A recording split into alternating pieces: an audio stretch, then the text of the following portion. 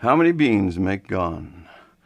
Phases of lunacy, phase 3. The sun also rises in the west. At what point is innocence no excuse for ignorance? Just a dumb show posture pretense of hopeless, helpless naivety, giving up your common sense for a lack of logic you don't have the time or the willingness to unravel. Tell a 5-year-old kid they're useless and should never have been born in the first place. Could this affect their spirit for life? A dispirited child with no joy in its heart for simply being alive. Nobody told them they could fly without needing an aeroplane to get them off the ground. And it's love and common sense, not any legal system determines right from wrong. If you have no love for what you're doing, what you're not doing, what you've done, what you've not done, what you're told you're allowed to do, what you're told you're not allowed to do, must be a clue you've lost your fucking common sense telling you you shouldn't be doing or not doing it again and again and again and again till you have no love left for simply being alive. You're just in the business of building yourself a prison for your own fear and guilt to hide away in. Even though you're not breaking the law, you're not breaking any law as defined by the legal system, you must know in your heart you're already hanging out with hardened criminals who will convince you to embrace your fear and guilt and use it to pull in any innocent sap might be putting you to shame. A lie to yourself is a lie to the world. A lie to the world is a curse on yourself, guilt by association, innocent of all charges, but at the mercy of anyone who tells you you've been a good boy, you've been a good girl, you may now have a chocolate biscuit, and then it's back to work. Hi-ho, hi-ho, hi-ho, sex, drugs, rock and roll, hit me with your rhythm stick. It's nice to be a lunatic. What's the worst thing about being disabled? Is that a trick question? I was a bit of a rebel as a teenager, just a bit. Still kept adult approval as my A-plan. More a B-movie rebel, upturned collar, loose tight tie, wrong collar shirt, a bit of inappropriately defiant sass. It was a phase, I assumed. I've been told that often enough. It's just a phase I was going through, and I'd grow out of it. Never thought it was but phase 1 of an ongoing series I was growing into. Phase 2, you graduate school, not directly questioning or challenging authority, just avoiding it as somehow it didn't really apply to me.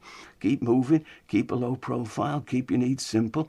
If I was going to learn how to do right, I knew I'd have to do some things wrong. Just don't rob or murder anybody. It's when you start realizing there are some people out there doing things wrong. They don't even seem to know it's not right.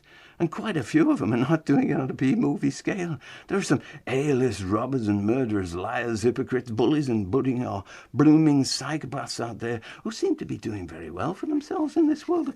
It's like you're watching a mafia movie, even on the mainstream news, looking for ethical guidelines, how to get ahead in this world, honor among thieves and murderers. And there are times you think it's some personal failing. You just don't have the stomach for this, which means you may be doomed to anonymous etceteras in this life. You'll be left in the dust. So much dust you may have to move to California to get your bearings back till you realize the main features are showing up everywhere. And the only people you can relate to are the ones avoiding authority as much as you are. Not because they're criminals, more because they don't want to behave like fucking criminals. But of course it's in the lack of nature of authority to inveigle and seduce everybody into their battle-hungry, consumptively competitive law of the urban jungle offers you can't refuse sales and protection rackets. Till everybody's sufficiently corrupted, they be hypocrites to proclaim there's so much injustice in this world. So vote for me and I shall drain the swamp. Bit like expecting alligators to lobby for more bicycle lanes to save the fucking planet. And it starts you thinking. And that starts you looking for explanations how this world could go so wrong. And could it put right? And who am I? Can't judge. Who can? And why must anybody else's judgment override mine just because they can afford a big house, fancy car and bodyguards? Is it their fault I don't have the guts for the battle? No leadership qualities, no ambition to tell people what they have to do and how to live their own life, what's right and what's wrong, and what you can get away with by doing things wrong in the right way. What makes me so special? I haven't yet come to a conclusion for that, so I'll assume it just comes naturally. But somebody has to take the helm. Captain, oh my captain, the ship is sinking. We're on the rocks. Man the lifeboats. Just let the captain go first. We'll need him later, because he's 1 in a million. After experiencing enough dreams come true, being followed to anticlimax, and realizing I've been following somebody else's dreams, plugged into me as a kid by the media, not my real dreams at all, which were quite happy just being dreams. And in my waking life, I should just be happy I'm getting enough sleep, 2 meals and a midday snack a day. The modern leper is the ambitionless soul. Show me a soul with ambition, I'll show you an insomniac consumed with anxiety issues, worrying their next dream might not come true, or if it does, it'll just be another fucking anticlimax. Either that, or I'll show you a budding psychopath. Is there no peace in this world? Apparently not. At least not till I get the life I've always dreamed of.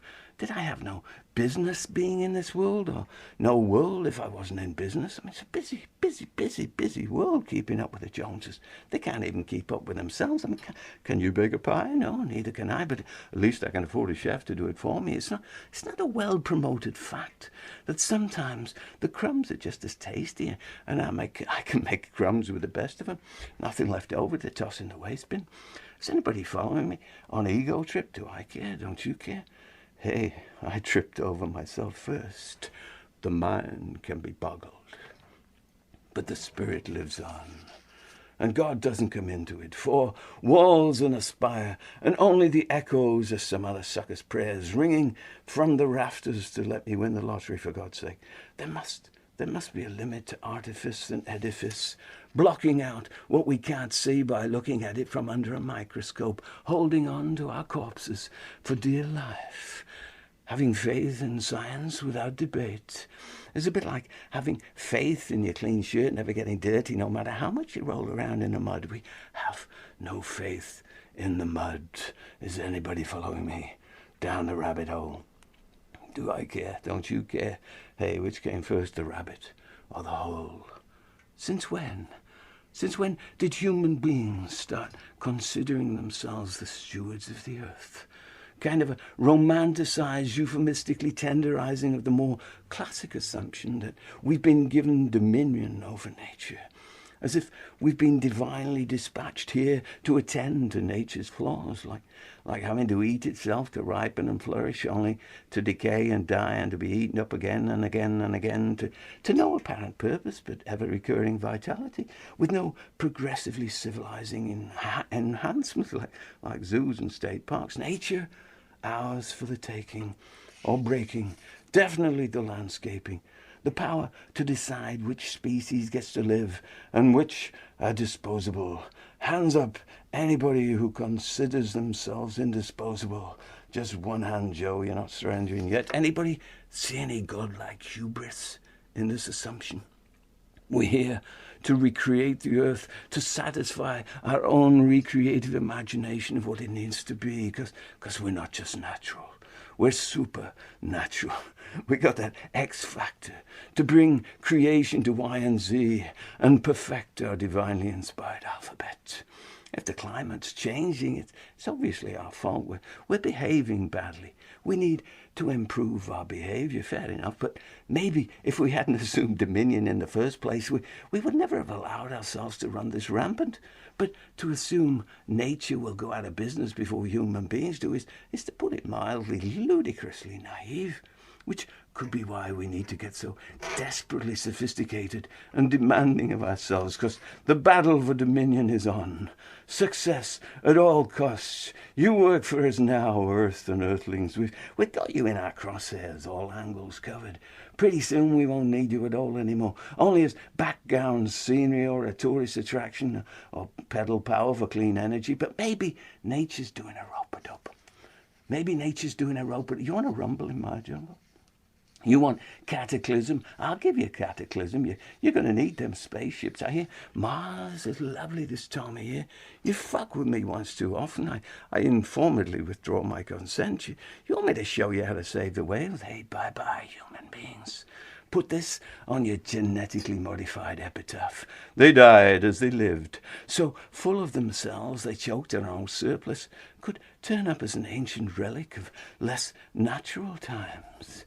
You either believe it or you don't. Is anybody following me on my chart? Why would you follow me on my chart? It's my chart. Get your own fucking chart.